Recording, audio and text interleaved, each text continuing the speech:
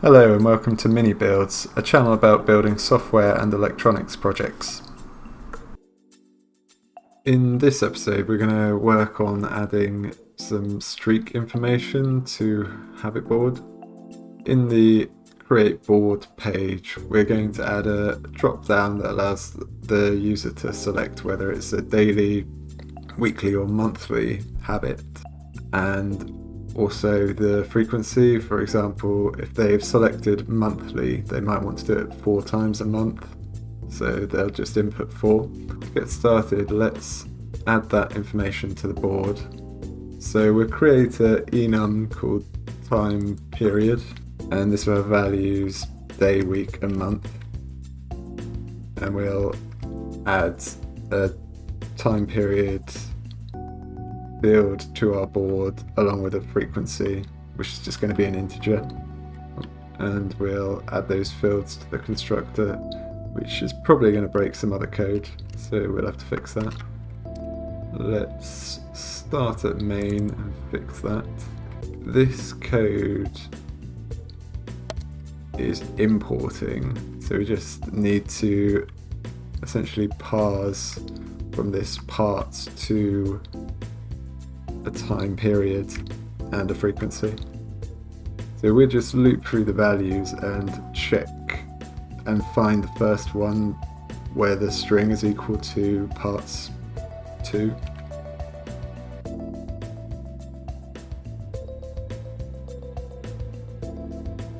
And for the frequency we just parse the integer.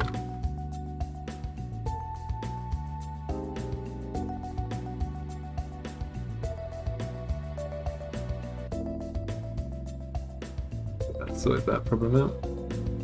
We'll also need to make it so that when we're actually creating the CSV it has the relevant information as well, so we can just modify this up here.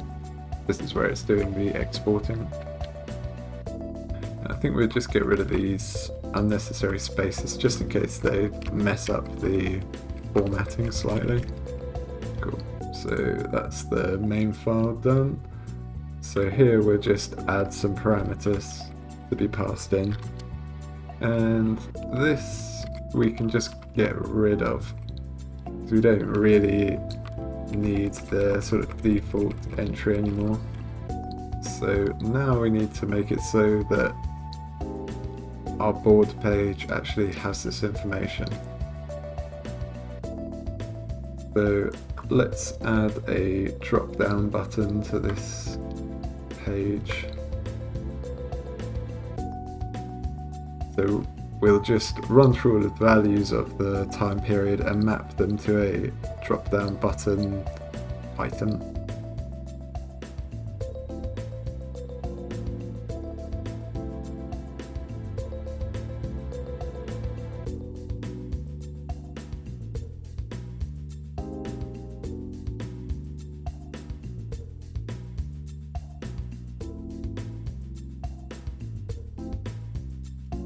And now we'll need to add a time period to our state to keep track of the value that this is on.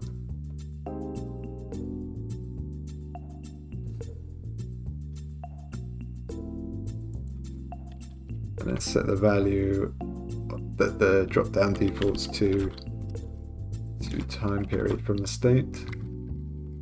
And whenever we change, we'll set the state so that time period is equal to v.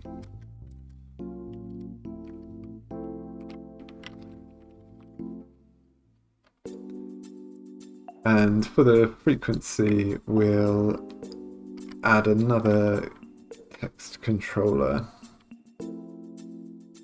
and then also add a form field to edit it.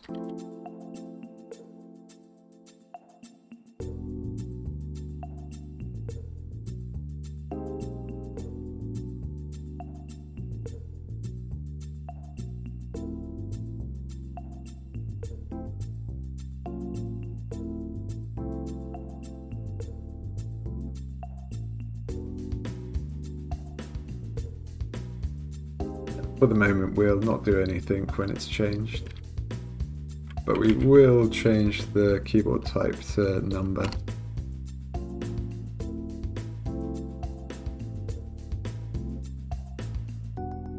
So now we can just pass the fields from the state directly into our board constructor.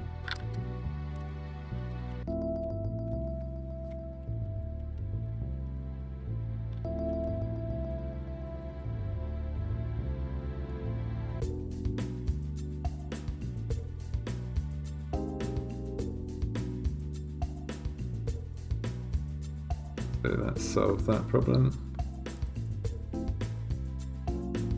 Cool, so we can just add some default variables, just the test of how quickly it encodes and decodes some JSON.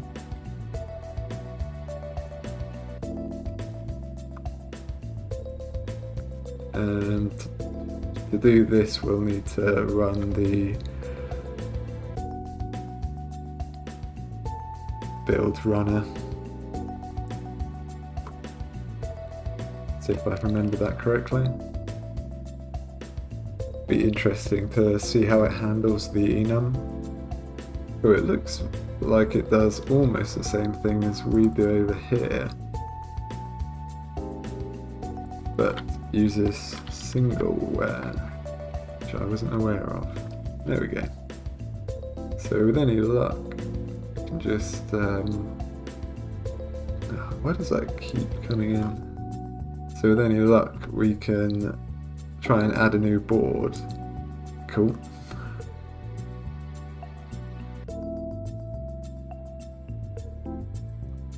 I think we just need to add a to list on the bottom of that. Perfect. So now we have our time period drop down and frequency added to the board. So let's just make sure that we are using the existing time period and frequency when we edit a new board.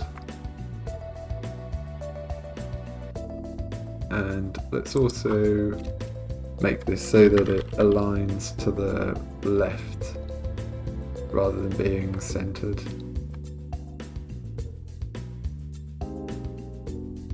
Cool, sort that out.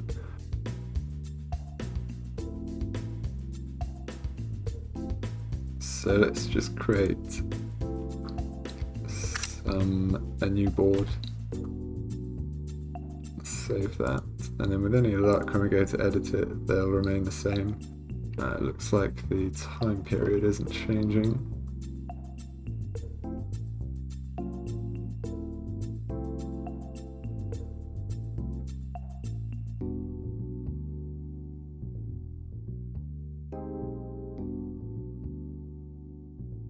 With any luck, that should sort that out. Cool, let's go back to week.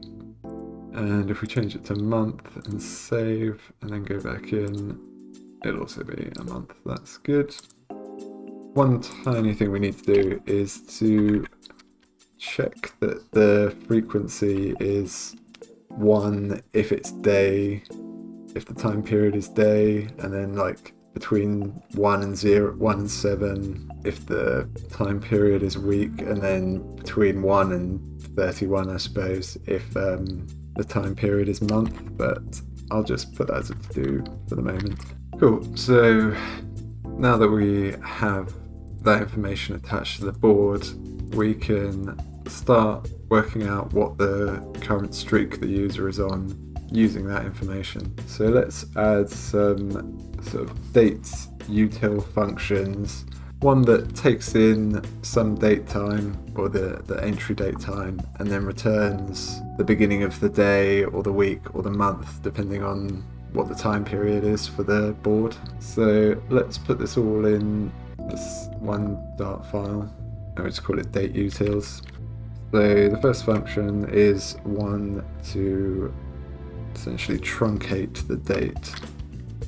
So it'll take in the time period and the date time and return another date time. So if the time period is day, then we can just chop off the hours, minutes and seconds, like so. If time period is week, then we can just do the same thing for day, but then also subtract the offset from Monday. So we can just do subtract duration and then days, and then we should have a day of the weekday. Monday is 1, so we'll just take off 1. That'll do what we're after.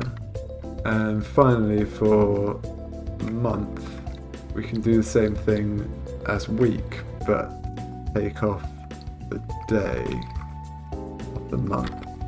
It's just day. So now let's add another method to our date utils. This one will return all of the time periods, beginning of time periods between two dates that we provide it with. So we call it create date range. We'll call the first parameter start and the second one end. And we start by truncating the start and end. Actually, just the start. So the plan is to just go from the start and then keep adding time periods essentially until we get past end, and this will actually be a list of date times. So we're going to return all that current. So while current is before end, we'll just keep adding on a certain duration depending on the time period. So time period, so day and week are easy enough, but month will be a bit of a pain.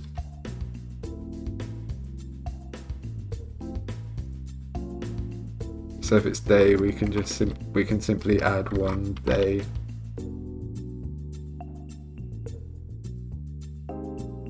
Likewise, if it's week, we can just add 7. Now, if it's month, I think the best way I can think of doing this is just simply adding 31 and then truncating it. Off screen I wrote this function called calculate streak that takes in a list of date times and then essentially performs a group by and count operation, and then starting from the most recent time period, it will just step backward, checking whether the count for that time period is greater than or equal to the frequency, and hence adds to the streak. And now we should simply be able to extract the dates from the entries and then call our calculate streak method function. To finish this off, let's sort of make this look a little bit nicer by moving this to the top and maybe adding a nice icon at the front. So we'll use a list tile, which I think has leading. Yep. And we'll just put an icon in there, ideally some kind of fire icon like in Duolingo. So that'll do.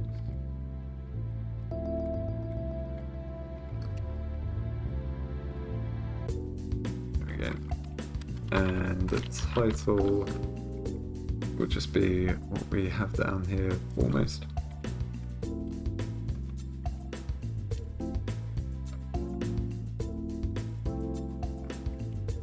Change that to a useful message.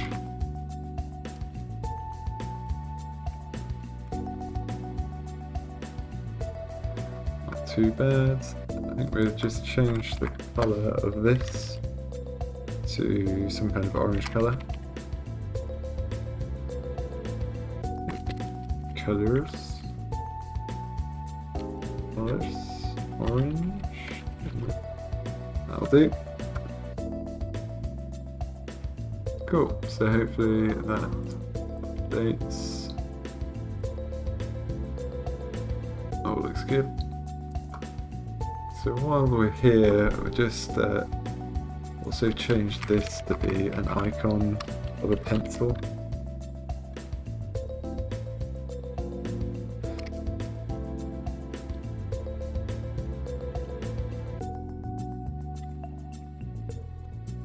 And we change it to be white.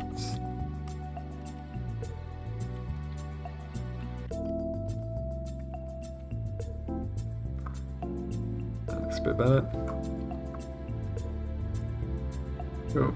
And that's a pretty good place to stop. So we managed to get the streak feature working as expected, and it seems to work quite well. I've copied a link to the GitHub repo if you fancy taking a look at the code. You can also download the application from the Play Store, link in description as well. Thanks for following along with the habit board development videos. I hope you sort of enjoyed them and got something out of them.